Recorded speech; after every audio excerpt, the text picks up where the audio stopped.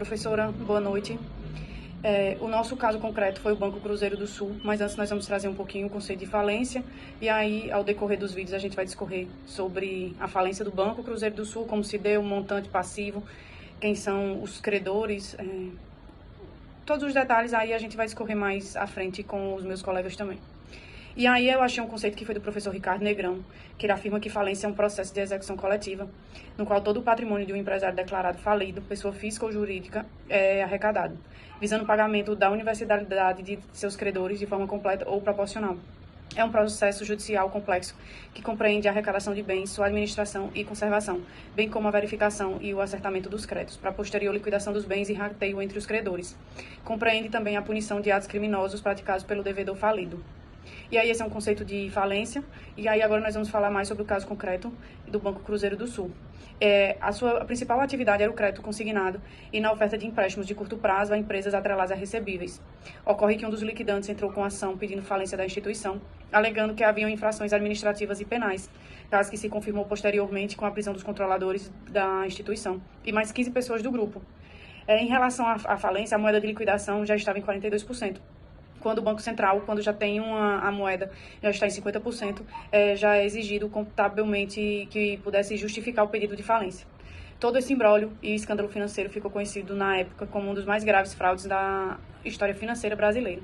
E aí os maiores detalhes a gente vê em seguida.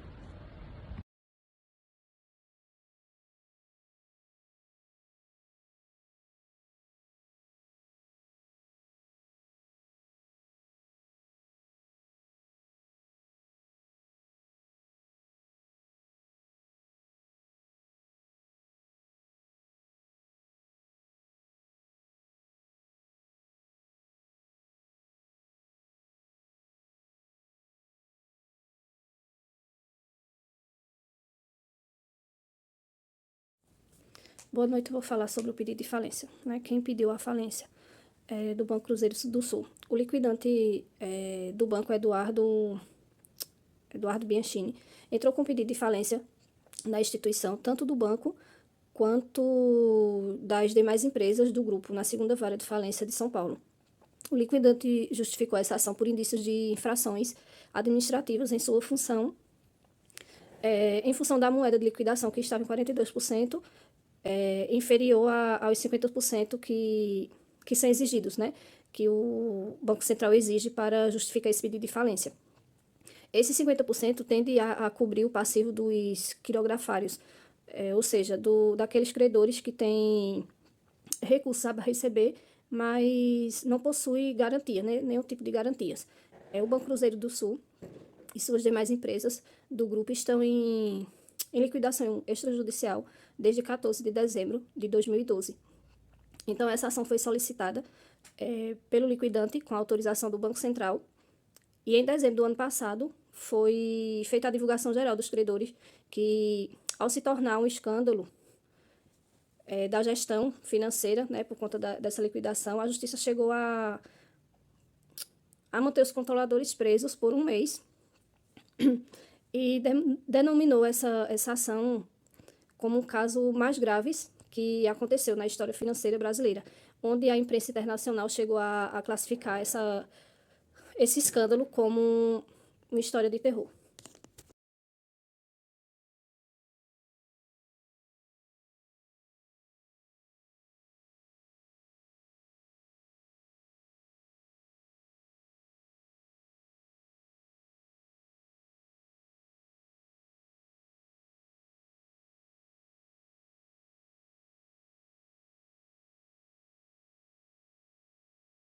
Olá, pessoal. Como já foi bem colocado, alguns pontos sobre o nosso caso concreto, que é o Banco Cruzeiro do Sul, a falência dessa instituição. Existem alguns pontos, algumas razões que contribuíram, de fato, muito para que isso ocorresse, Dentre elas, tem a gestão inadequada, que nisso inclui que o banco enfrentou algumas diversas dificuldades administrativas, contábeis, que foram feitas de forma inadequada, inadimplência de empréstimos, má qualidade de ativos, problemas regulatórios, perda de confiança de investidores, também como de clientes. Essa perda de confiança fizeram com que os clientes tivessem retirado da instituição os investimentos que foram feitos, e isso dificulta um pouco ainda mais a questão da instituição, liquidez insuficiente, o banco enfrentou dificuldades para manter essa liquidez, né, e atender as obrigações que a instituição tinha, o que agravou demais a situação financeira dessa instituição. Houve também a intervenção do Banco Central, devido à preocupação com a solidez do banco, né. O Banco Central interveio em 2012 no Banco Cruzeiro do Sul, tomando o controle da instituição financeira e iniciando o processo de liquidação. A falência do Banco Cruzeiro do Sul foi um evento significativo no sistema financeiro brasileiro, que levou a diversas discussões sobre como regulamentar de uma forma positiva, de forma mais rigorosa e supervisionar de forma eficiente para evitar futuros problemas semelhantes e que tivesse uma abalo tão grande com instituições financeiras como foi a época do Banco Cruzeiro do Sul. Trazendo um pouco mais de informação sobre o caso concreto, existem várias razões jurídicas. Foi um caso muito complexo, esse da decretação de falência do Banco Cruzeiro do Sul. Dentre as razões, eu vou apontar algumas, né, no caso na frequência sistemática, se o banco não consegue cumprir com as suas obrigações de maneira consistente, com pagamento de empréstimos, obrigações de depósito, isso pode levar a uma situação de insolvência que justifica, sim, a decretação de falência de uma instituição financeira, aqui no caso, o Banco Cruzeiro do Sul. A falta de capital mínimo também é uma das razões. Práticas contábeis inadequadas que eu citei anteriormente é um dos pontos que levou à decretação da falência do Banco Cruzeiro do Sul. Quando uma prática contábil não é bem realizada, tem um impacto em todo o resto, né, porque as práticas contábeis lidam diretamente com essa gestão financeira e administrativa da instituição. Ações judiciais e litígios também é outro ponto, outra razão que levou o Banco Cruzeiro do Sul a decretar a falência. Porque se o banco estava enfrentando grandes números de ações judiciais e litígios que ameaçavam, de fato, a estabilidade financeira da instituição, isso pode ter contribuído para a decisão de decretar a falência. Houve também a intervenção regulatória. Tanto o Banco Central do Brasil quanto outras instituições regulatórias fizeram no Banco Cruzeiro do Sul, por ter sido baseada em violações legais ou regulatórias, levando à necessidade de liquidez da instituição.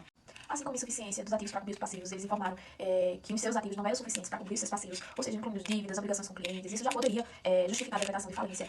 Também houve falha na apresentação de um plano de recuperação viável. As instituições que são reguladoras, elas exigem da instituição financeira um plano de recuperação. Quando não é entregue esse plano de recuperação, ou quando não é satisfatório, é um dos motivos para que também seja decretada a falência da instituição financeira, como foi do Banco Cruzeiro do Sul. É importante notar que a decretação de falência da instituição envolve uma análise de detalhes, de várias circunstâncias, de várias análises, de tentativas e pontos que foram sendo levantados ao longo dos dias e das investigações, fatos legais, regulatórios, financeiros, administrativos, contábeis, geralmente envolve um processo legal de liquidação dos ativos. A instituição tem que satisfazer a necessidade dos credores, né, na medida do possível, e garantir que os depositantes sejam protegidos dentro dos limites do seguro de depósito existente, né, sempre na medida do possível. Mas são levantados todos os pontos possíveis para que seja alcançado ou que leve a empresa à falência, né. Todos esses pontos que eu citei anteriormente são pontos que poderiam ter levado e levou a instituição à falência, entre outros e outros pontos. Esses foram alguns dos pontos mais importantes, mais precisos que eu poderia trazer sobre a instituição em si, sobre o que levou o Banco Cruzeiro do Sul a ir à falência.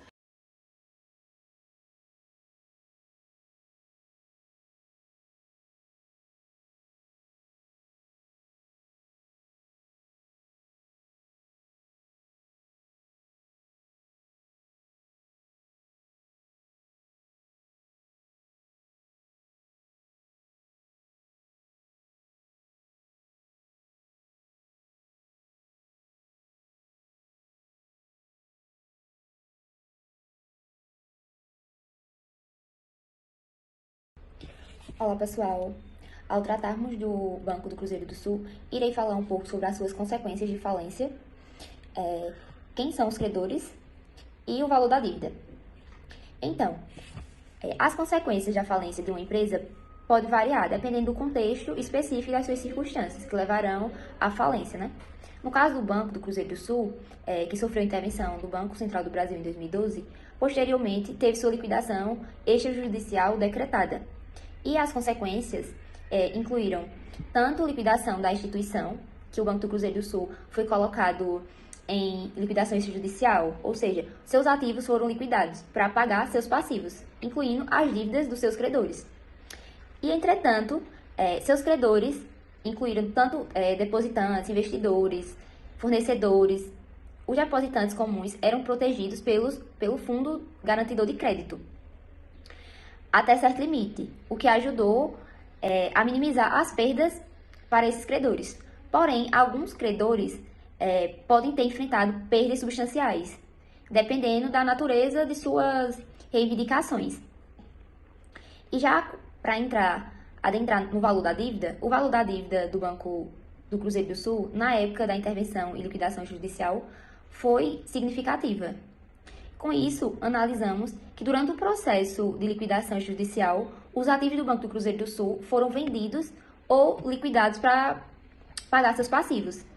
O objetivo é liquidar os ativos da instituição e distribuir o produto da venda entre os credores, na medida do possível. Entretanto, todavia, é importante destacar também que os passivos podem superar os ativos em uma situação de falência como essa, levando perdas para alguns credores, que foi o caso do Banco do Cruzeiro do Sul.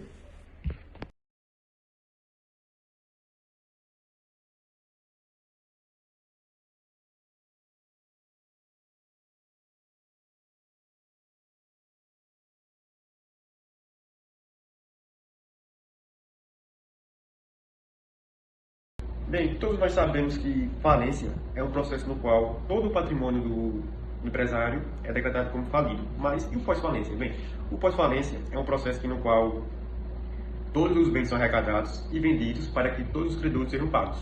Mas no caso do Banco Cruzeiro do Sul, houve um problema na época, que foi decretado como falido, mas na hora de pagar o grupo prioritário das seus credores, dos acionistas do banco, não houve pagamento. E nisso, no acordo, no contrato tinha lá: caso seja decretado como falência, pague todos os grupos prioritários, acionistas, credores, passivos, ativos, mas não houve.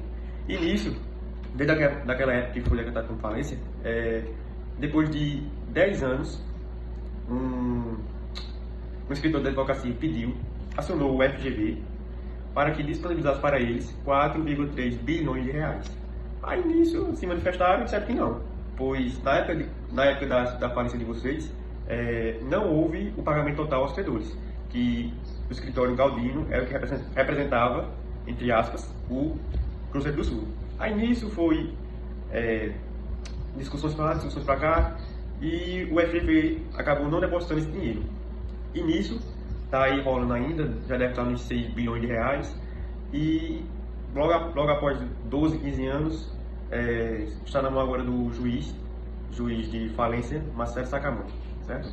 Então é isso, só tenho para falar e tchau.